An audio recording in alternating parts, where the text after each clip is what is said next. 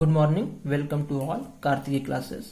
आज हम लोग क्लास 10th की रियल नंबर पहला जो चैप्टर है मैथमेटिक्स का उस पर बात करेंगे। तो रियल नंबर्स के बारे में आप लोगों ने क्लास 9th में भी पढ़ा होगा, थोड़ा उसकी 8th 7th में भी थोड़ा थोड़ा डिस्कशन हुआ होगा। तो कुछ उस पर टर्म्स आते हैं, तो उस पर हम सबसे पहले बात कर लेते हैं कि नेचुरल नंबर क्या होता है, होल नंबर क्या होता है, प्राइम नंबर क्या होता है, कंपोजिट नंबर क्या होता है, इंटीजर्स क्या कौन से होते हैं, रेशनल नंबर क्या होता है, इरेशनल नंबर क्या होता है, इवन ऑड क्या होते हैं, उस पर हम पहले बात करते हैं। सबसे पहले हम बात करते हैं कि नेचुरल नंबर क्या होता है। जरा सोचिए नेचुरल नंबर क्या होते हैं, बताइए। चलिए हम बताते हैं। जैसे 1 2 3 एंड सो ऑन, मतलब पूरे नंबर जो आगे से 1 2 3 ये जो पूरे नंबर ये हैं, इनको हम क्या कहते हैं कि नेचुरल नंबर्स हैं।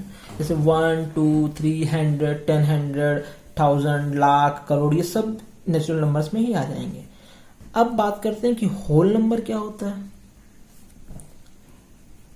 होल नंबर में ये सारे नेचुरल नंबर आएंगे, बस उसमें जीरो भी और आ जाता है। ठीक, अब फिर हम बात करते हैं कि प्राइम नंबर्स क्या होते हैं। प्राइम नंबर्स क्या होते हैं? तो जब प्राइम नंबर्स आप लोगों ने पहले पढ़ रखा होगा। एक हमारा क्वेश्चन ये है कि सबसे छोटा प्राइम नंबर कौन सा है। ध्यान से सुनिएगा, सबसे छोटा प्राइम नंबर कौन सा है, सबसे छोटा इवन प्राइम नंबर कौन सा है, और सबसे छोटा ऑड प्राइम नंबर कौन सा है। जरा सोचिए, कमेंट बॉक्स में हमें बताइए क्या होगा, सबसे छोटा क्या है। चलिए हम बताते हैं प्राइम नंबर क्या होते हैं। देखिए, जो नंबर खुद से डिवाइड होते हैं, जो नंबर खुद से डिवाइड होते हैं उन्हें हम प्राइम नंबर कहते हैं। जैसे एग्जांपल के तौर पे 2 खुद से डिवाइड होगा, 3 5 7 खुद से डिवाइड होगा, 11 13 17 19 23 एंड सो ऑन। आगे 23 29 31 ये सब आगे प्राइम नंबर्स हो जाते हैं। अब सबसे पहले हमने इसमें पूछा आप लोगों से प्राइम नंबर में कि सबसे छोटा प्राइम नंबर क्या कौन सा होता है। तो सबसे छोटा प्राइम नंबर आपका 2 है, सबसे छोटा प्राइम नंबर है। इससे छोटा कोई प्राइम नंबर, इससे छोटी डिजिट 1, तो 1 तो प्राइम 1 को, हाँ और एक चीज और ध्यान रखना है कि 1 को हम प्राइम नंबर नहीं जोड़ते हैं, नहीं मानते हैं। अब फिर सबसे छोटा, और यही आपका सबसे छोटा इवन प्राइम नंबर भी है, इससे छोटा तो कुछ होगा नहीं, तो सबसे छोटा आपका इवन। तो ये देखो, smallest prime number and even prime number. और एक और आपको बता दें, ये केवल एक ही प्राइम नंबर है पूरे अभी तक जितना खोजा गया है उसमें, सब केवल एक ही इवन प्राइम नंबर, वो है 2। ठीक, अच्छा अब एक और क्वेश्चन पूछे थे कि ऑड छोटा सबसे प्राइम नंबर, तो ये ऑड आपका सबसे छोटा प्राइम नंबर 3 होता है। ठीक, फिर अब बात करते हैं कि प्राइम नंबर की बात हो गई, अब हम बात करते हैं कंपोजिट नंबर क्या होते हैं। देखो, प्राइम नंबर अगर आप समझ गए हैं तो कंपोजिट में समझने में कोई दिक्कत नहीं। जैसे 4, कंपोजिट नंबर वो नंबर्स होते हैं जो दूसरे से भी डिवाइड हो जाते हैं। जैसे कि 4 6 8, 4 2 से भी हो जाता है, 6 2 से भी हो जाता है, 3 से भी हो जाता है, 8 2 से हो जाता है, 4 से हो जाता है, 10 2 से हो जाता है, 5 से हो जाता है। ऐसे नंबर कंपोजिट नंबर्स कहलाते हैं। अब फिर हम बात करते हैं कि इवन नंबर क्या होते हैं। जरा सोचिए, बताइए इवन नंबर क्या है, कुछ क्या होते हैं इवन नंबर और नंबर। इवन ऑड के हिसाब से आप जानते होंगे कि दिल्ली वगैरह में पोल्यूशन को कम करने के लिए एक सिस्टम भी लाया गया था, शायद आप लोग अगर सुने हो।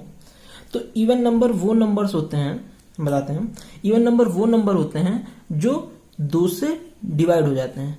Even numbers are those number which are divisible by 2। जैसे 4, उसको हम 2 से अगर कैंसिल आउट करना चाहें आज हो जाएगा। 6 ये भी 2 से कट जाएगा, 8 ये भी 2 से कट जाएगा। तो वो सारे नंबर जो 2 से डिविजिबल हों उन्हें हम इवन नंबर्स कहते हैं। अब बात करते हैं कि ऑड नंबर कौन कौन से होते हैं। जो 2 से डिविजिबल ना हो उन्हें हम क्या ऑड नंबर कहते हैं। जैसे 3, ये क्या पूरा कैंसिल हो रहा है? नहीं हो रहा है। 5, ये भी नहीं कट रहा है, पूरा पूरा नहीं कटेगा, तो इसे हम ऑड नंबर कहते हैं। ठीक, अब मेन आता है यहां से कि अब बात करते हैं कि इंटीजर्स क्या होते हैं। जरा सोचिए इंटीजर्स क्या होते हैं। देखिए, सबसे पहले तो हम इसकी डिफिनेशन बता देते हैं इंटीजर्स की क्या है, ताकि यहां से ही आपका मेन सिलेबस स्टार्ट होता है। इंटीजर्स की देखो, N integer is a whole number,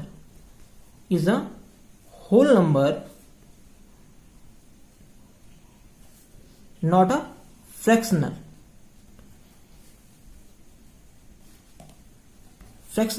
not a fractional number that can be positive, negative और जीरो। बात करते हैं कि जीरो। ठीक, अब ये तो हो गई डिफिनीशन। इसको समझते हैं कि होता कैसा है। जैसे 4, 6, 3, 2, 7, -7, -6, -4, मतलब कि ये इंटीजर्स पॉजिटिव भी हो सकते हैं, निगेटिव भी हो सकते हैं, जीरो भी हो सकता है। तो ये तो हो गई इंटीजर की बात। अब बात करते हैं रेशनल नंबर्स क्या होता है। इस पे आप लोगों में कुछ क्वेश्चंस भी आते हैं कि रेशनल नंबर कौन से हैं, इरेशनल नंबर क्या हैं। तो इसकी सबसे पहले तो हम लोग डिफिनेशन बता देते हैं और फिर a number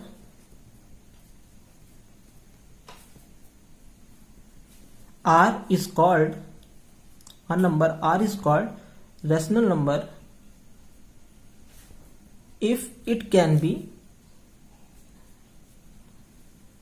written in the form of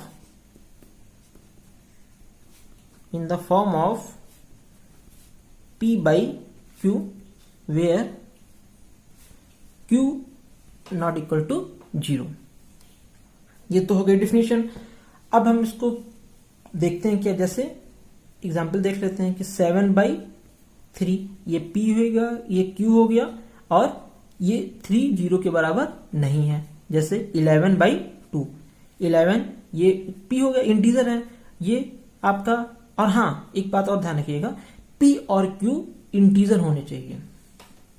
P और Q इंटीजर होने चाहिए। देखिए P इंटीजर है, 11 मान लीजिए एग्जाम्पल लेते हैं, 11 P की वैल्यू हो गई, इंटीजर है, Q 2 की वैल्यू हो गई, ये भी इंटीजर है, और ये 0 नहीं है, तो ये रेशनल नंबर हो जाएगा। अब इसी तरीके से हम बात करते हैं कि इरेशनल नंबर क्या होते हैं।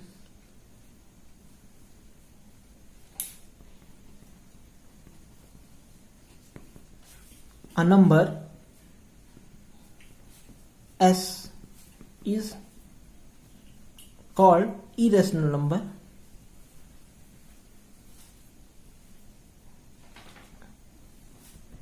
if it cannot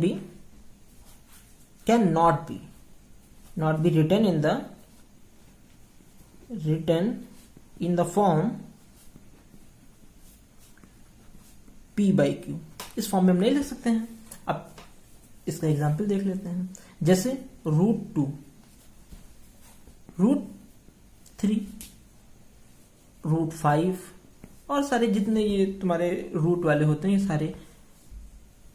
पाई भी इरेशनल नंबर होता है। पाई, जैसे पाई की वैल्यू आप लोग जानते होंगे 3 देखो, जैसे ये 3.141414, ये रिपीटिंग चीज होता है, ये भी आपका इरेशनल नंबर में होता है।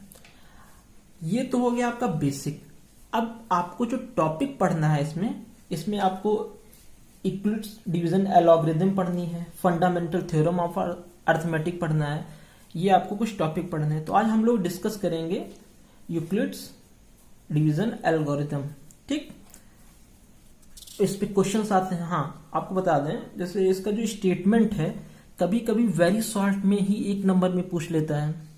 ठीक, और या कभी कभी 3 नंबर में इस पर क्वेश्चन पूछ लेता है, 3 नंबर, कभी कभी 4 नंबर, ये तो एग्जामिनर के ऊपर है। तो अब हम बात करते हैं कि इस पे क्या होता है स्टेटमेंट और कैसे क्वेश्चंस पूछे जाते हैं।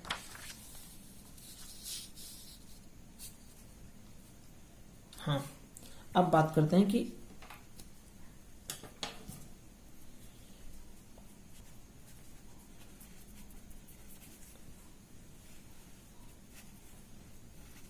एल्गोरिथम, इसको डिवीजन लेमा भी कहते हैं, कि नाम में मत confuse होइएगा।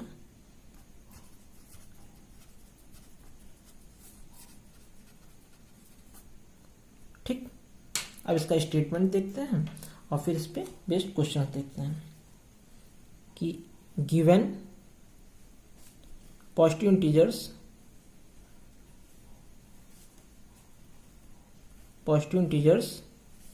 a and b, then there exist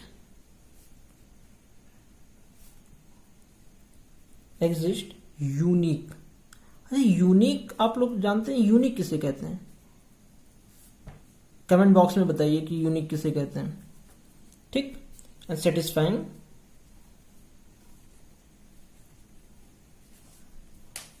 a is equal to B Q plus R, और आर पे कंडीशन होती है कि आर जो है must follow this condition, R की वैल्यू, ये तो हो गया स्टेटमेंट। कभी कभी सीधा एक नंबर का वेरी शॉर्ट में पूछ जाता है कि मतलब स्टेटमेंट आप बताइए इक्लिप्स एल्गोरिथम का या इक्लिप्स डिवीजन लेमा का। तो ये given positive integers a and b, then there exist unique integers q and r satisfying this, और आर पे कंडीशन है कि ये आर जो है ये फॉलो करना चाहिए। ठीक, ये तो हो गया आपका स्टेटमेंट। अब इस पे बेस्ड क्वेश्चन क्या होता है? अच्छा, एक आपको और जानकारी दे देते हैं, बता देते हैं कि आप लोगों ने क्लास 6-7 में फॉर्मूला पढ़ा होगा, dividend is equal to divisor into quotient plus remainder. आप बहुत बच्चे भूल गए होंगे, बहुत बच्चे आज भी कंफ्यूज रहते हैं। हम क्लास में देखते हैं, कभी कभी पूछते हैं सर डिवीजर किसे कहते हैं, सर डिविडेंड, कोसेंट, रिमाइंडर उनको समझ आता है, लेकिन डिविडेंड और डिवीजर में कंफ्यूज हो जाते हैं। तो वो हम आपको अभी एग्जाम्पल के माध्यम से बता देते हैं। एक छोटा सा एग्जाम्पल ले लेते हैं कि मान लीजिए हमको डिवाइड करना है 36 को 5 से। ठीक, अब हमने 7 बार लगाया फॉर्मूला, 1 आ गया। तो देखिए ये आपका हो गया डिविडेंड, इसको आपने डिवाइड किया, किससे डिवाइड किया? डिवीजर। ये हो गया क्वोशिएंट और ये हो गया रिमाइंडर। तो देखो अगर हम इसको लिखना चाहें इसी उसमें, तो देखो ये हो गया 36 और यहां पे आपके डिवीजर की वैल्यू क्या आई है? 5 थी, और 7 और रिमाइंडर क्या? 1। तो देखो ये अगर करें 35 प्लस 1 36 बराबर हो गया, यही तो ये फॉर्मूला कहता है। अच्छा, अब इसमें आपको कैसे पहचानना है? ये तो आपने पहले पढ़ा, ये फॉर्मूला ध्यान रखिएगा, ये वही फॉर्मूला, ये आपका डिविडेंड हो गया, ये आपका डिवीजर है, ये क्वोशिएंट है, ये रिमाइंडर है। बी क्या है आपका? यहां पे डिवीजर है, ए क्या है आपका? डिविडेंड है, क्यू आपका क्वोशिएंट है, आर आपका रिमाइंडर है। अब इक्लिप्स डिवीजन लेमा का हम यूज करते हैं 2 नंबर्स का HCF निकालने में। आप लोग HCF अभी तक प्राइम फैक्टराइजेशन मेथड से निकालते रहे होंगे कि मान लीजिए 2 नंबर है तो एक के पहले प्राइम फैक्टर किए, दूसरे के प्राइम फैक्टर किए, फिर उसमें से देखा कि क्या कॉमन है, उससे हम कॉमन लेके हाईएस्ट कॉमन फैक्टर निकाल लेते हैं। तो मेन इक्लिप्स डिवीजन लेमा का क्या है? HCF फाइंड करना। ये आपका वेरी सॉल्ट में तो खैर स्टेटमेंट ही पूछते हैं, 3 और 4 नंबर में कभी कभी इस पे क्वेश्चन पूछ लेते हैं। पूछ क्या लेते हैं? हर साल लगभग एक क्वेश्चन इस पे आता ही है। और आपको बता देते हैं कि रियल नंबर से लगभग 6 नंबर का, ये मतलब जो सिलेबस देते हैं सीबीएसई वाले, वो अपना मार्क्स डिस्ट्रीब्यूशन बता देते हैं, 6 नंबर का इससे आना तय रहता है। तो पहले तो हम इक्लिप्स एल्गोरिथम के कुछ स्टेप्स देख लेते हैं, फिर उस पर बेस्ड क्वेश्चन देख लेते हैं और उससे आपको पता चल जाएगा। तो इसका एक स्टेप देखते हैं। टू ऑब्टेन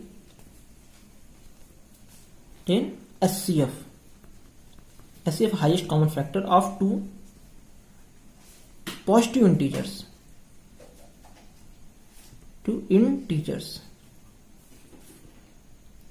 मान लेते हैं कि CD, ठीक, C and D with C आपका D से बड़ा होगा। फिर कुछ स्टेप्स हैं। पहला स्टेप्स क्या है, देखो सबसे पहले आप जब अप्लाई करेंगे, apply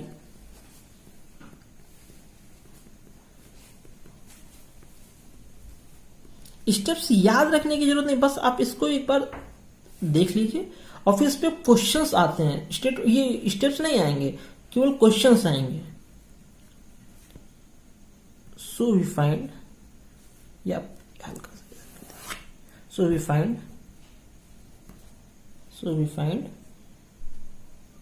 whole number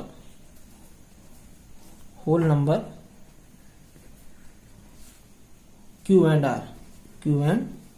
R such that C is equal to DQ plus R, और R पे कंडीशन होती है, ठीक। सेकेंड स्टेप क्या है, अभी आप एक बार इसको देख लीजिए। इस पे जब क्वेश्चन कराएंगे तो आपको समझ आ जाएगा कि हम क्या कर रहे हैं और क्यों कर रहे हैं। D इज द SCF, अगर R की वैल्यू 0 है तो D is the SCF of C and D। अगर R आपका जो रिमाइंडर है वो 0 नहीं है तो continuing this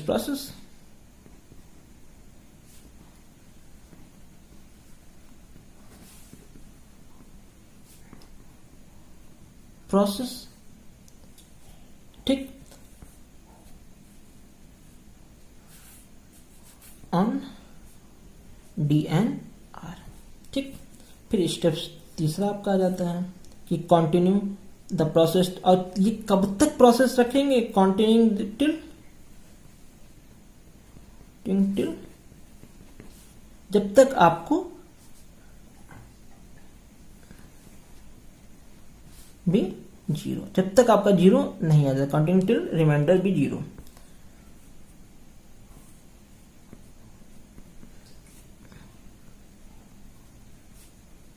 The divisor at the stage will be the required SCF। ये तो हो गई थ्योरी की बात हो गई। मान लीजिए क्या है, स्टेप्स देख लेते हैं कि आपको कैसे कैसे देखना है। अब इस पे बेस्ड हम जो क्वेश्चंस देखेंगे तो आपको समझ आएगा कि हमने क्या किया है, ठीक। अब इसको हम हटाते हैं, इस पे बेस्ड क्वेश्चंस लगा दिया जाए।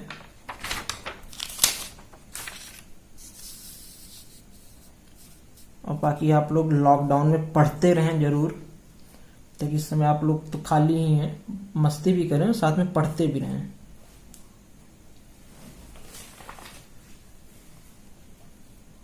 इस पे एक आपका हाँ बता देते हैं कि NCERT ब्लैक पेन, NCERT को हम लेके पहले चल रहे हैं। NCERT पे जो एग्जाम्पल हैं, एक्सरसाइज हैं, NCERT हम पूरी सॉल्व कराएंगे।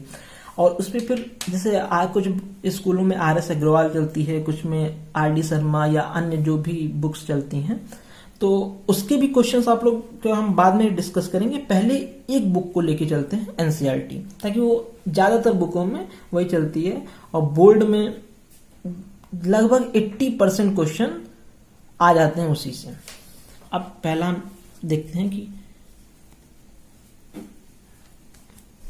इक्लिप्स जो एल्गोरिदम पढ़े उसका यूज कैसे है या कैसे हम इसको यूज करेंगे। सीधा क्वेश्चन पूछता है, use Euclid's algorithm to find HCF of 40। और ये आया हुआ क्वेश्चन, ये कई बार 2-3 बार ये क्वेश्चन बोर्ड में आया हुआ है। 6। ठीक, अब जो आपको हमने स्टेप्स बताए थे, अब ध्यान से इसको कैसे करना है, इस पे आप एक बार इस क्वेश्चन को देख लेंगे और ये आप जान लीजिए कि इसी पे बेस्ड ये लगभग पूरी एक्सरसाइज है। तो सबसे पहले सॉल्यूशन, इसमें देखिए हमने सबसे पहले क्या, उसमें C must be greater than D था, तो हमने यहां पे क्या देखा कि इसमें तो कोई शक नहीं होना चाहिए कि ये इससे बड़ा है। ठीक, अब हम इस पे अप्लाई कर देते हैं यूक्लिड्स डिवीजन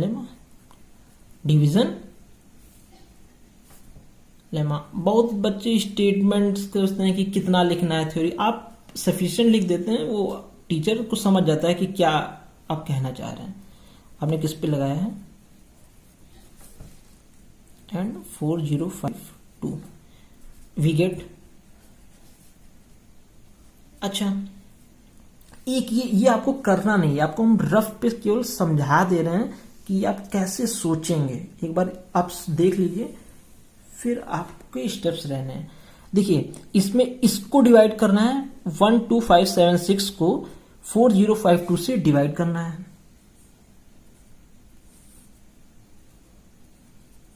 576 को 4052 से डिवाइड करना है।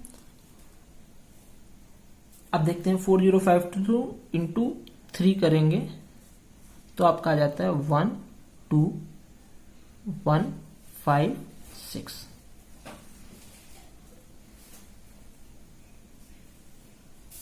अब जैसे इसको हमने सॉल्व किया, 0 2 4, ये आपका क्वोशिएंट हो गया, ये आपका रिमाइंडर हो गया, ये आपका डिविडेंड, ये आपका डिवीजन। तो अब इसको हम जैसे उसमें 36, अब पिछले अभी जो समझाया था उसमें 36 को हमने लिखा था 5 इंटू 6 प्लस 1, बस सेम उसी तरीके से आपने किसको डिवाइड किया है, इसको। तो आप क्या मिला आपको यहां से, 76 is equal to 4052 into 3 plus ये आपका रिमाइंडर आ गया। अच्छा, आपने फिर जो स्टेप्स पढ़े उसमें एक था कि अगर R आपका 0 आ जाता है तब तो आपका काम हो गया, लेकिन अभी तो R आपका 0 नहीं आया था क्योंकि R की वैल्यू 420 दी हुई है। तो सिंस 420 जो है 0 के बराबर तो है नहीं, तो फिर हम अप्लाई करते हैं क्या, यही डिवीजन लेमा।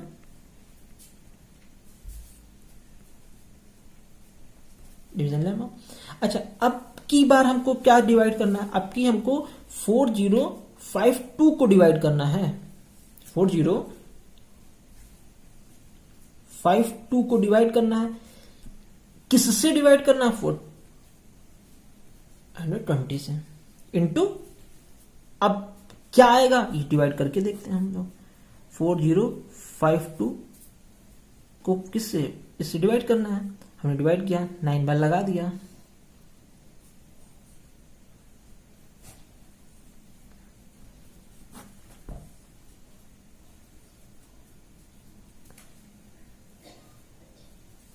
$272 आ गया।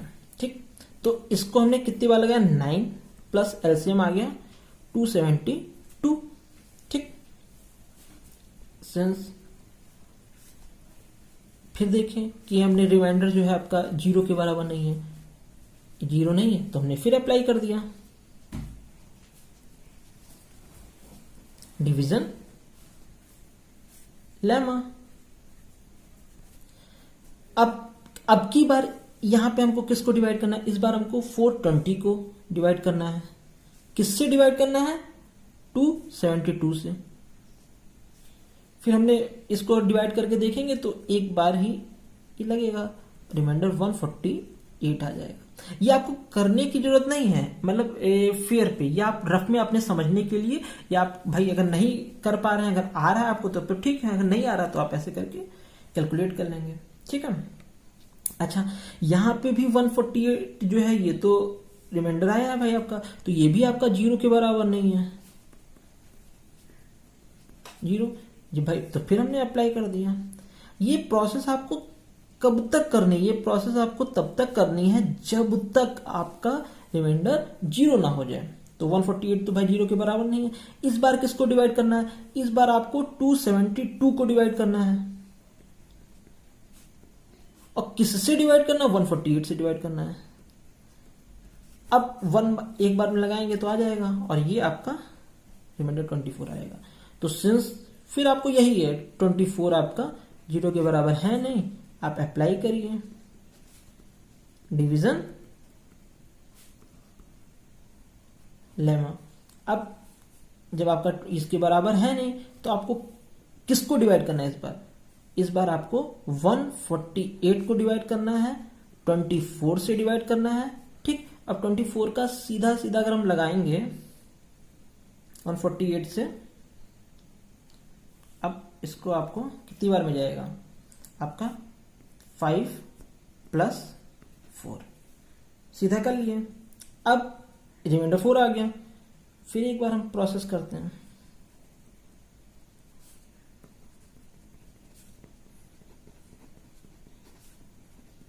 अप्लाई डिवीजन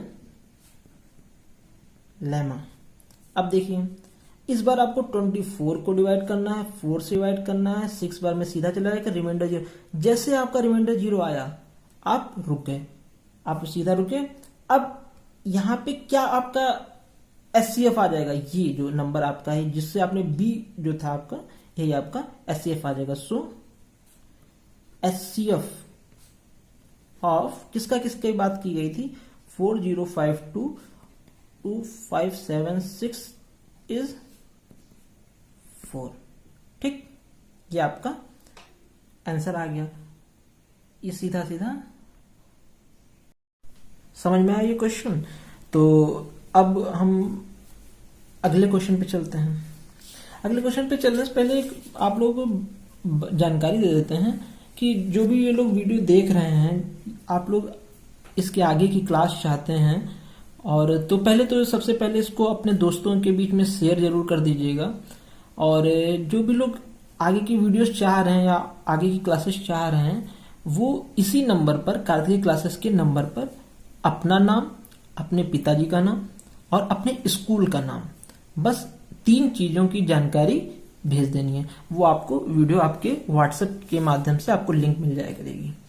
चलिए अब नेक्स्ट क्वेश्चन पे चलते हैं। और हाँ, इस क्वेश्चन में आपको लगभग अगर समझ में ना आया हो मान लीजिए, तो इसको फिर से पीछे करके देख लीजिएगा।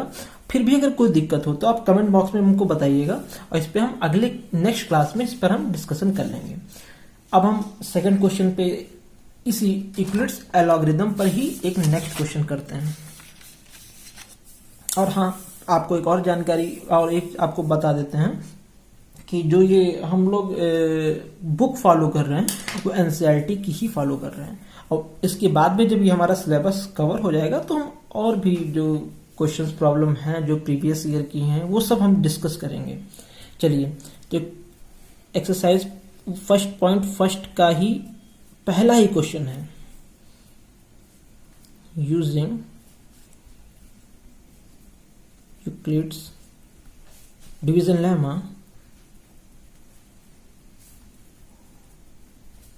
Lemma to find HCF। To find HCF पहला क्वेश्चन क्या है? 135 एंड 225। तो अब देखिए, ये जरूरी नहीं है कि आप इसको डिवाइड करने की जरूरत है, लेकिन फिर भी आप अपने समझने के लिए इसको डिवाइड, ये रफ काम है, ये आपको रफ पे देखना है, रफ पे करना है। तो सबसे पहले हम देख रहे हैं कि सबसे पहले क्या कंडीशन होती है कि इसमें, अच्छा आप लोग बताइए 135 और 225 में कौन बड़ा है? जाहिर सी बात 225 बड़ा है। कुछ लोग ऐसा तो नहीं 135 को बड़ा बता रहे हैं। अच्छा, ये कंडीशन तो मिल गई, तो अब हम इस पे अप्लाई कर देते हैं। ये अप्लाई डिवीजन लेमा, ये तो आप पिछले क्वेश्चन में देखिए कैसे आपको करना है। अच्छा, एक बार फिर हम डिवाइड करके बता देते हैं कैसे भाई क्या करना है। 225 135, एक बार 135 90 डिवाइड। ठीक, तो अब आपने किसको डिवाइड, अब जब आपने डिवाइड किया 135 एंड 225 पर। तो हमको मिला क्या, देखिए 225 is equal to 135 into 1 plus 90। अच्छा, सिंस 90 जो है आपका 0 के बराबर है नहीं, तो फिर इस अगली बार इस पर हम अप्लाई कर देते हैं, अप्लाई डिवीजन लेमा। इस बार हमको किसको डिवाइड करना है, 135 को, तो 9 और किससे करना है, 90 से, 45 रिमाइंडर बच जाएगा। डिवाइड करके देख लीजिए, हो जाएगा। अब रिमाइंडर तो आपका 45 है, ये 0 के बराबर है नहीं, तो फिर जाहिर सी बात है, फिर हम इसको अप्लाई करते हैं, अप्लाई डिवीजन लेमा। अब जब हमने अप्लाई किया तो देखा कि 90 को डिवाइड करना है, 45 से करना है, तो 2 से हो जाएगा सीधा सीधा, तो रिमाइंडर 0 आ गया, तो आपका काम हो गया। आपको बस यही तो वहीं पे रुक जाना जहां पे आपका रिमाइंडर 0 हो जाए। तो the remainder has now become 0, so we stop this process, the process। अब इसका डिवीजर आया क्या, सिंस द डिवीजर इज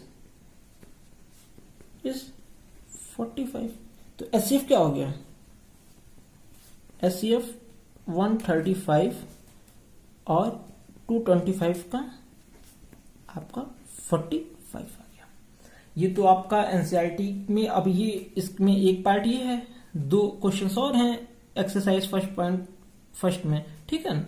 तो वो दोनों आपको सॉल्व कर लेने हैं, वो आपका होमवर्क है। आपका होमवर्क क्या है, जो यूक्लिड्स डिवीजन लेमा पे जो आपकी बुक में क्वेश्चन दिए हुए हैं, 2 क्वेश्चन दिए हैं, वो सॉल्व कर लीजिएगा। और अगर आपके पास कोई और बुक है, तो अगर आपके पास कोई और बुक है, हाँ, होमवर्क आपका क्या रहेगा, एक्सरसाइज जो है 1.1 में जो question division lemma, Euclid's division lemma पर बेस्ड है, बेस्ड ऑन